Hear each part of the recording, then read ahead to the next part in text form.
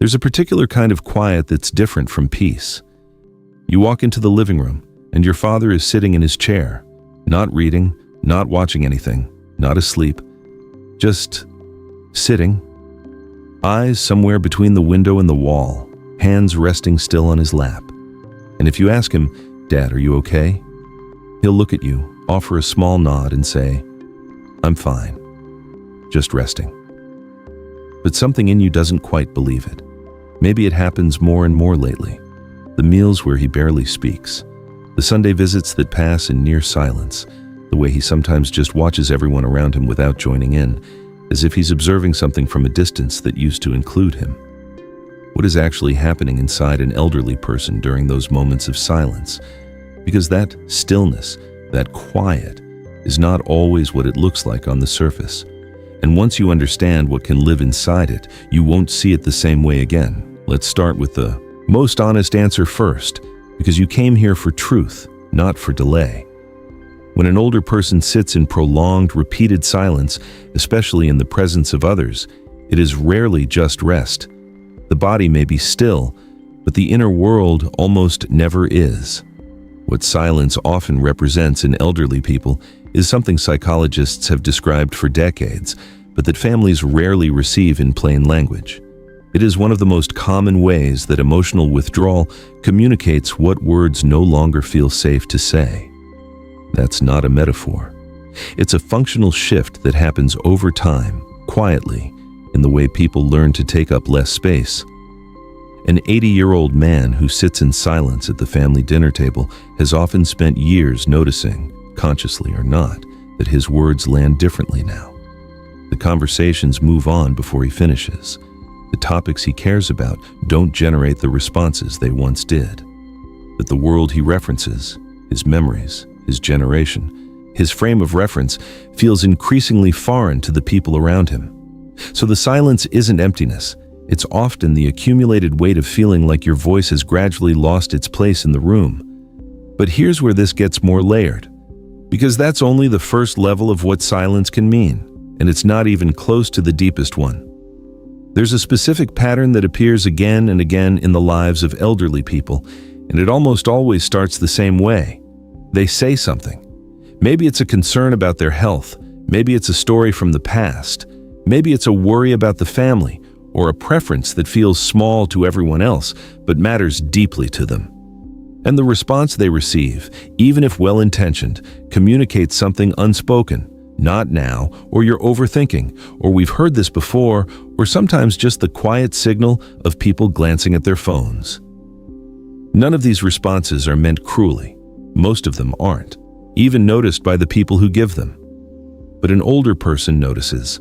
They always notice. And over time, something adjusts inside them. Not bitterness exactly, more like a quiet recalibration.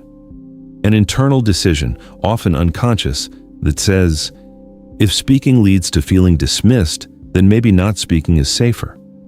That is what psychologists call emotional self-protection. It's the same mechanism that causes a person who has been repeatedly interrupted to stop starting sentences. The same mechanism that causes someone who has been told, "You're being too sensitive" enough times to stop naming what they feel. In elderly people, this process is accelerated by something specific. They often don't feel like they have the social standing anymore to push back, to repeat themselves, to insist on being heard. Because alongside everything else, aging frequently comes with an invisible loss of perceived authority within the family. So the silence isn't withdrawal, it's armor. And underneath armor, there's almost always something soft that needed protecting.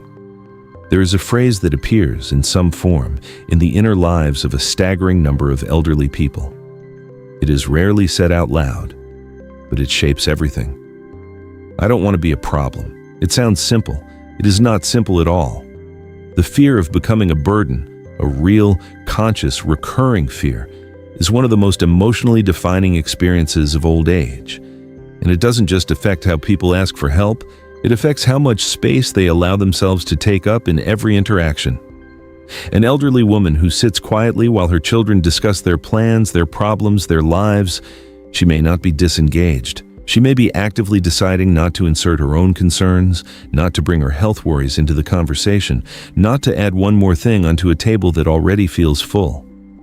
This is love, in a form that often gets misread as indifference, because what she's doing, what many older people do in silence, is protecting the people they love from the weight of worrying about them. They've watched you be tired, they've seen how much you carry, and they've made a quiet, painful calculation. My needs are less urgent than your peace of mind. That calculus is wrong, of course. Most adult children would say immediately, "Tell me. I want to know. I want to be here for you." But the elderly person has often lived through enough years of feeling like an afterthought, or of having their vulnerabilities create tension rather than connection, to distrust that offer, even when it's genuine. And so they sit quietly, and they carry things alone, and they call it not wanting to be a bother. If this is giving you a new way of seeing something you've witnessed before, if you're thinking about a specific person right now, someone whose silence suddenly looks different than it did, that's exactly what this channel exists for. If this matters to you, a like tells the platform that conversations like this are worth amplifying. It takes 2 seconds and it genuinely helps. Now, let's go deeper, because so far we've talked about silence as protection. But there is another kind of silence in elderly people that means something entirely different, and it's the one that families most often miss. Not all silence is pain, and this distinction is important. Some elderly people, particularly those who have lived long, emotionally full lives, develop a relationship with stillness that younger generations rarely understand. They have arrived at a place where simply existing in the presence of people they love is, in itself, meaningful. They don't need to fill that space with words. A grandfather who sits quietly in the room while his grandchildren play is not necessarily disengaged. He may be doing something that has no direct equivalent in the rushed pace of contemporary life. He is being present, witnessing, holding the room with his attention. And in many traditional cultures, this kind of quiet presence from an elder was considered a form of care, the act of bearing witness to the lives of those you love without needing to intervene or be entertained. But in modern family dynamics, silence is often experienced as distance, and so the elder who is practicing a form of quiet togetherness can be perceived as checked out, sad, or mentally absent, when in reality, they are the most emotionally present person in the room. The mistake families make here is not malicious. It's a mismatch of emotional languages. The younger generation speaks love through conversation, through sharing, through reciprocal exchange of words. The older person may have arrived at a place where love is expressed through sustained, quiet attention. Neither language is wrong, but when they're not recognized, the elder's form of love becomes invisible, and eventually, the elder does too. Here is a pattern that repeats itself in ways that are quietly devastating. An elderly person begins to withdraw into silence, not because they want less connection, but because they have been given subtle signals that their presence doesn't require engagement. Nobody asks, or when they do ask, it's brief and perfunctory. You okay? Fine. End of exchange. Over time, the older person stops volunteering, stops initiating, stops offering the small, fragile things that required some courage to bring up in the first place, and then something shifts in how they experience their own position in the family. Psychologists describe it as a loss of perceived relational relevance, the feeling that you are present in a room, but not really part of what's happening in it. This is one of the quieter forms of loneliness, not the obvious kind, where someone is isolated and alone, but the kind that happens inside a full house, at a busy table, surrounded by people who love you. The elderly person who experiences this doesn't always name it as loneliness. They'll say, "I don't want to interrupt." They'll say, "Everyone's so busy." They'll say, "I'm fine, just tired." But what's actually happening, what research on aging and social belonging consistently shows, is that the absence of genuine, curious, unhurried attention is one of the most painful experiences a person can have in old age. Not because older people are especially fragile, but because they have lived long enough to know the difference between being loved and being included. and it's possible to receive one while going without the other. We need to be honest about something. Not all silence is psychological. Not all silence is emotional language or protective armor or the quiet expression of presence. Sometimes, the silence of an elderly person is a signal that something has shifted, cognitively, emotionally, or in terms of their mental health, and that it deserves attention beyond interpretation. Depression in older adults is profoundly underdiagnosed, partially because its symptoms often look different from what we expect. There's frequently less crying, less visible sadness. There's more withdrawal, more stillness, more quiet, more of that flat, unreachable quality in the eyes. Grief, too, can produce a silence that mimics peace. An elderly person who has lost a spouse, a sibling, a lifelong friend, losses that come with accumulating frequency as one ages, may carry a grief that doesn't ask for comfort because it no longer expects relief. A grief that is simply settled into the body like sediment.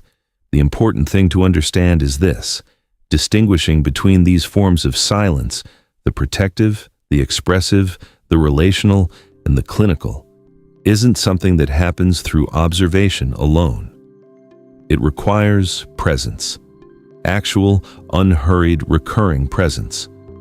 You cannot know what kind of silence someone is living in if the only time you ask is the brief moment at the door. You learn it through sitting down, through not rushing the answer, through asking again and better the week after, through showing consistently that whatever is living in that silence is allowed to come into the room. That is not a small thing.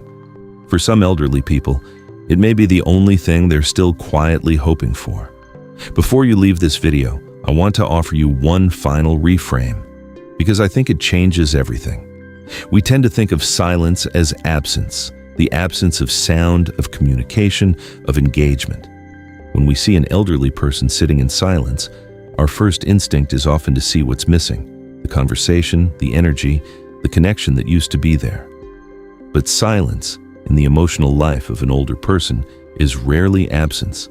It is almost always presence of something that hasn't found the right opening yet, a need that has been held too long, a fear that felt like too much to share, a form of love that stopped finding translation, a grief that became quieter, not smaller.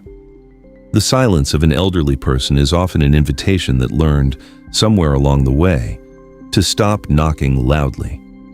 And the most powerful thing a family member can do, perhaps more powerful than any practical gesture or grand conversation, is to simply sit nearby, without urgency, without a phone in your hand, without needing the silence to turn into something else in the next 5 minutes.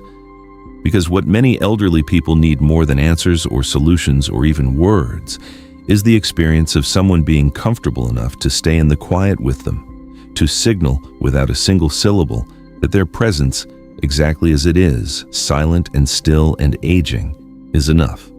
That their company doesn't require performance to be worth keeping.